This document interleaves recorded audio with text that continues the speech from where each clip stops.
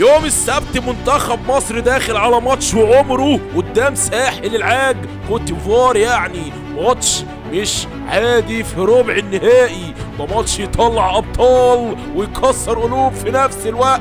عندك مثلا محمد صلاح لو لمس الكرة بقلبه قبل رجله يغير نتيجة المباراة تماما، وعمر مرموش قادر على خلق اي قلق لاي دفاع في اي دنيا. وعندك تريزيجيه دايما بيظهر في اللحظة اللي محدش متوقعها، بس الحقيقة اننا محتاجين كلنا نركز وندعي بالتركيز لمحمد الشناوي والدفاع. ربنا يستر، غلطة واحدة بس ممكن تخرجك من البطولة وتنكسك وتنكس الشعب المصري كله. قول لي تحت مين بطل ماتش السبت من وجهة نظرك، ومين تتوقع انه يسجل الليلة دي فرح التاريخ يا وجع سنين. مستنيكم.